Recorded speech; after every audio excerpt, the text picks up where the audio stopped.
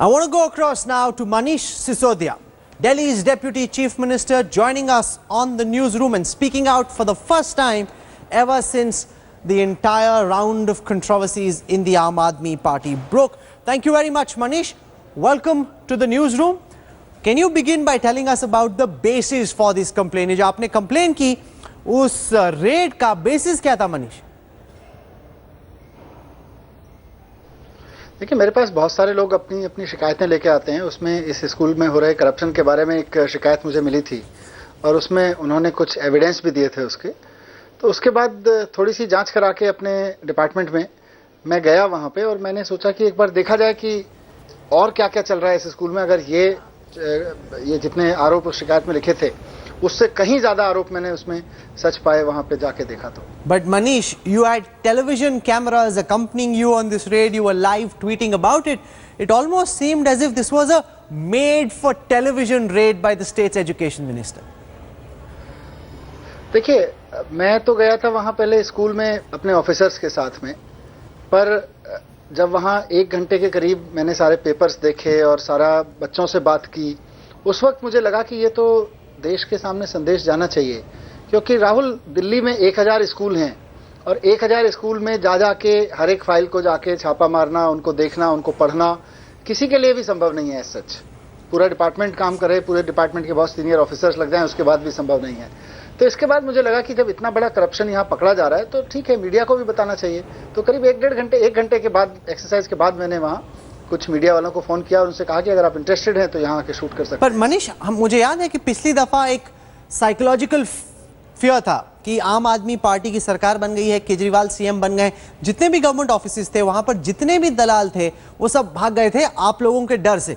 इस वक्त जब हम किसी भी गवर्नमेंट ऑफिस में जाते हैं, वो दलाल जो पिछली बार आप लोगों के डर से भाग गए थे वो अभी भी वहां पर खड़े हुए हैं। लग रहा है कि जितना इम्पैक्ट करप्शन के खिलाफ आपका 49 दिन की पहली सरकार में हुआ, इस दफा वो क्यों नहीं दिख रहा है मनीष?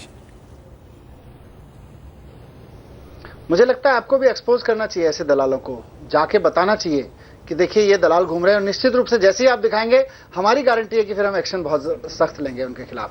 हमको जहां जहां पता चल रहा है हम वहां पे सख्त एक्शन ले रहे हैं। पर आपसे भी रिक्वेस्ट है कि जिस जिस ऑफिस के बारे में आपको पता चलता है कि वहां पे दलाल हैं, आप अपनी कैमरा टीम भेजिए, वहां पे कैप्चर करिए उसको, उनको जेल भिजवाना हमारी गारंटी है। नहीं मनीष, आप पूरा जो उसका दारोमदार है वो मीडिया के ऊपर डाल रहे हैं, आप उसका ओनस मीडिया पर डाल रहे हैं। लेकिन मैं कह रहा हूं कि पिछली बार जैसे ही आपकी सरकार बनी, दिल्ली में यह था कि नहीं, अब भ्रष्टाचार खत्म है, अब हम करप्शन नहीं दे सकते। लोगों में भी ऐसा लग रहा था और जो लोग करप्शन लेते या पैसा लेते वो भी बहुत डरे हुए थे कि नहीं, हमें ऐसा कुछ नहीं करना। मैं कह रहा हूं कि इस बार वो साइकोलॉजिकल फियर मिसिंग है। ऐसा क्यों हो रहा है मनीष? पता नहीं, आप कह रहे हैं गायब है, लोग कह रहे हैं कि भ्रष्टाचार तो कम हो गया पुलिस वालों ने, और जो लोग रिश्वत लेते थे उन्होंने रिश्वत लेनी कम कर दी है। जो ले रहे हैं उनकी शिकायतें आ रही हैं, उनके खिलाफ एक्शन लेंगे हम लोग। तो देखिए, खौफ तो ऐसे ही होता है, डर जो है मन में तभी होता है जब एक्शन लिया जाता है। हम एक्शन ले रहे हैं। अगर आप देखें पिछले 2 महीने के कार्यकाल में एजुकेशन डिपार्टमेंट में ये दूसरे प्रिंसिपल हैं जिनके खिलाफ में एक्शन हो रहा है और बेईमानी के मामले में हो रहा है। पहले अभी 15 दिन पहले एक प्रिंसिपल के खिलाफ एक्शन हुआ था, फिर से एक्शन हुआ है। तो एक्शन ले रहे हैं, जैसे जैसे एक्शन लगेंगे आगे वैसे वैसे उनके ऊपर दबाव भी बनेगा, डर भी बनेगा भ्रष्ट लोगों में। आप कह रहे हैं कि एक्शन लिया जा रहा है, लेकिन आपके मैनिफेस्टो में था और आप लोगों ने जब चुनावी वायदे किए थे इलेक्शन से पहले, आपने कहा था कि बस हमारी सरकार बनी, बहुत सारी जमीन है इस सरकार के पास, स्टेट गवर्नमेंट के पास, वो हम डिप्लॉय कर देंगे, स्कूल्स हम बना देंगे, बहुत तेजी से बना देंगे। आपने कहा था कि जो एडमिशन प्रोसेस है स्कूल्स की उसको आप सिंप्लीफाई कर देंगे। अब तो काफी वक्त हो गया आपकी सरकार को, जो आपने टाइमलाइन चुनावों के टाइम पे कही थी कि 60 दिन में ऐसा कर देंगे, 90 दिन में ऐसा कर देंगे, 20 दिन में ऐसा कर देंगे, अब तक तो उसमें से कुछ भी अभी नजर नहीं आ रहा है मनीष।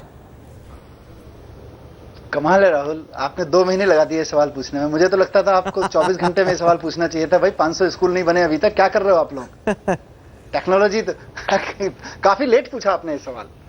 अभी तो राहुल मुझे लगता है कि आप भी समझते हैं इस चीज को कि स्कूल की बिल्डिंग बनने में कितना समय लगता है, और आप अगर दो दिन में, 24 घंटे में या 2 महीने में ये एक्सपेक्ट करें कि आपके 500 स्कूल खड़े नहीं हुए अब तक, तो आप जनता जानती है कि आप क्या पूछ रहे हैं। नहीं नेताजी, मैं तो सिर्फ आपका जो खुद का इलेक्शन से पहले का वादा था, मैं तो आपको वही याद दिला रहा था, लेकिन आप इसको हल्के में टाल रहे हैं। लेकिन कहीं ऐसा तो नहीं सर कि प्रशांत भूषण, योगेंद्र यादव से जो बहुत लड़ाई चल रही है आम आदमी पार्टी की, कहीं उसका इम्पैक्ट गवर्नेंस पे हो रहा है कि जितना ध्यान गवर्नेंस पे होना चाहिए उतना ध्यान देने का मौका आपको नहीं मिल रहा, क्योंकि आप लोगों का ध्यान बटा हुआ है, आग बुझाने में आप लोगों की एनर्जी लग रही है।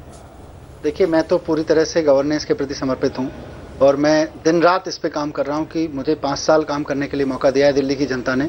दिल्ली में भ्रष्टाचार को कम करने में एक विजनरी लीडरशिप देके गवर्नेंस को आगे लेके जाने में मनीष, मैं जो कर सकता हूं मैं उसमें लगा हूं। मैं 24 घंटे इस पे काम कर रहा हूं। आप नहीं, बेशक आप अपने इंडिविजुअल रोल के बारे में बात कर रहे हैं और एजुकेशन मिनिस्ट्री में काम हो भी रहा है और लोग कह भी रहे हैं काम हो रहा है, लेकिन मेरा सवाल है कि कुल मिला के आम आदमी पार्टी में जो इस वक्त मोराल है, क्या वो थोड़ा सा डाउन है इस वजह से कि इतनी बातचीत हो रही है, आपके कई साथी अब आपके साथ ही नहीं रहे, अब वो जुदा हो गए हैं, अपनी पार्टी बनाना चाहते हैं, अपना मूवमेंट वो लोग लॉन्च कर रहे हैं, स्वराज संवाद की वो बात कर रहे हैं कि आम आदमी पार्टी में इस दरार से क्या कहीं ना कहीं लोगों का ध्यान गवर्नेंस से थोड़ा भटका हुआ है, क्या ये सही होगा? देखिए, वो आपकी चॉइस है, आप क्या चलाते हैं। हम लोग सरकार में काम कर रहे हैं, उधर वो कुछ चल रहा है, आपकी चॉइस है। आज मैंने रेड डाली है कि स्कूल में आपने चलाया, दिन भर हम कुछ ना कुछ कर रहे हैं, सरकार में बैठ के कुछ कर रहे हैं, वो आपकी चॉइस है, आप क्या दिखाते हैं, वो आपका टेस्ट है। नहीं, खबर है तो खबर तो दिखानी पड़ेगी। अच्छा ये बताएं, आपने बजट पर कई सारे आइडियाज मांगे लोगों से, मैं ऐड देख रहा था बड़े बड़े आपने निकाले कि आप क्राउडसोर्स करना चाहते हैं आइडियाज को, कि बजट में लोग साथ दें, लोग जुड़े आपके साथ। तो अब तक क्या फीडबैक आया? क्या आपको लगता है कि वाकई में लोगों के साथ मिलकर उनकी राय जानते हुए एक प्रैक्टिकल बजट बनाया जा सकता है? मुझे लगता है ये क्राउड सोर्सिंग नहीं है, ये एक तरह से पार्टनरशिप है दिल्ली की जनता के साथ में, क्योंकि दिल्ली की जनता अपनी समस्याओं को समझती है और उनमें बहुत सारे लोग उसके लिए बहुत सारे अच्छे अच्छे सॉल्यूशंस भी जानते हैं। तो हम उसी की तरफ जा रहे हैं, हम लोगों से पूछ रहे हैं कि बजट में क्या होना चाहिए, आप बताइए। अभी तक बंद कमरों में बजट बनता था, तो ये सारी चीजें, इसीलिए मैं राहुल कह रहा हूं ना कि एक तरफ गवर्नेंस आगे बढ़ रही है और हमको बहुत संतुष्टि है जिस स्पीड से गवर्नमेंट आगे काम कर रही है। मैं तो बहुत संतुष्ट हूं, हमारे सारे मंत्री बहुत संतुष्ट हैं कि जिस स्पीड से हमको काम करना चाहिए हम उससे काम कर रहे हैं। आप तो संतुष्ट हैं, आप कह रहे हैं कि आप काम भी कर रहे हैं, लेकिन आपके नेताजी अरविंद केजरीवाल कुछ कह नहीं रहे। पहले तो कहते थे कि नेता को सवालों का जवाब देने से डरना नहीं चाहिए, हर सवाल का बेबाकी से जवाब देना चाहिए। अब काफी खामोश हो गए, काफी बदले बदले से नजर आ रहे हैं अरविंद केजरीवाल। अच्छा, वो जनता के सवालों के बीच में है, जनता के बीच में जा रहे हैं, बात कर रहे हैं। जरूरी थोड़ी है कि राहुल कमल के ही सवालों के जवाब देते हैं। नहीं, राहुल कमल के सवाल के जवाब देंगे तभी थोड़ी जवाब होता है। नहीं, ये मैं नहीं कह रहा, लेकिन मैं कह रहा हूं कि जैसे स्टिंग ऑपरेशन हुआ जिसमें उन्होंने बड़ी गंदी भाषा का इस्तेमाल किया, वो पकड़ा गया।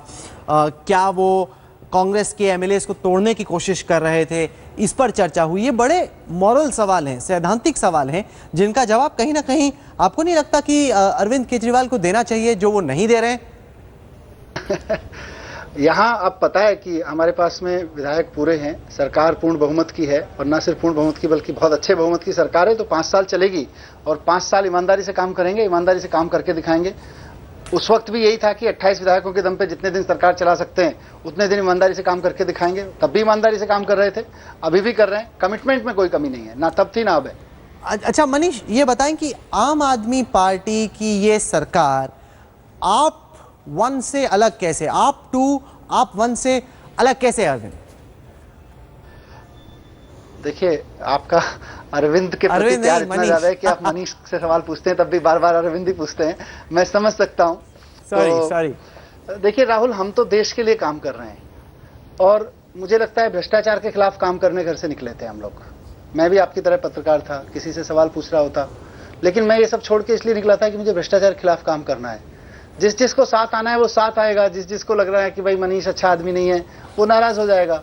अब मैं उनको मनाता फिरूं कि मैं भ्रष्टाचार के खिलाफ काम करने के लिए आगे बढ़ूं। नहीं, अच्छा मनीष, ये बताएं आप क्या कहना चाहेंगे उन तमाम लोगों को जो कि आपके साथी हुआ करते थे, अरुणा रॉय, मेधा पाटकर, प्रशांत भूषण, योगेंद्र यादव, करीब 4000 लोग हमने देखा गुड़गांव में जुटे इस स्वराज संवाद के लिए, जो कि पहले आपके साथी हुआ करते थे, लेकिन अब उनको लग रहा है कि कहीं ना कहीं आम आदमी पार्टी अपने मिशन से, अपने एजेंडा से भटक चुकी है। मुझे तो लगता है केजरीवाल एक कमिटमेंट का नाम है। अब आपने कहा था कि आप रेड पे बात करेंगे और रेड के बहाने आप प्रशांत भूषण से लेकर केजरीवाल से लेकर अरुणा राय तक सारी जगह इंटरव्यू ले गए, पर केजरीवाल कभी अपना कमिटमेंट बदलता नहीं है। आप भले ही अपना कमिटमेंट बदल दें, केजरीवाल पहले भी भ्रष्टाचार के खिलाफ लड़ने वाला एक शख्सियत था, आज भी वही शख्सियत है, और मुझे लगता है जिस दिन वो इससे बदलेंगे, मेरे जैसे आदमी छोड़ के चले जाएंगे वहां से। अच्छा, ये बताएं मनीष कि क्योंकि हमने रेड से शुरू किया तो मैं रेड ही पे ख़त्म करता हूं।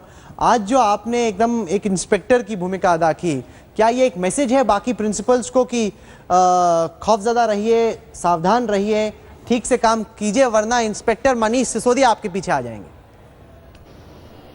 नहीं, रेड नहीं, मैं ये मैसेज देना चाहता हूं कि भ्रष्टाचार 1 रुपए का भी बर्दाश्त नहीं करेंगे। अगर कोई व्यक्ति, वो चाहे एक शिक्षा मंत्री होने के नाते मैं बार बार कहता हूं कि शिक्षक को पायलट बना के चलना है, शिक्षक को ड्राइविंग सीट पे बिठा के चलना है पूरे शिक्षा विभाग की। लेकिन अगर कहीं कोई प्रिंसिपल, कोई शिक्षक, शिक्षा विभाग का कोई अधिकारी, कोई आईएएस अधिकारी, कोई दानिश अधिकारी भ्रष्टाचार करते हुए पाया जाएगा तो छोड़ेंगे नहीं उसको। ये मेरा कमिटमेंट है और यही मैसेज मैं देना चाहता हूं। That's a good message to send out. The Deputy Chief Minister of Delhi, Manish Sisodia, saying the corrupt need to beware. Don't think that their attention is diverted because of all the infighting and the squabbling. They will go after the corrupt, come what may. Manish Sisodia, for joining us on the newsroom tonight. Thank you very much.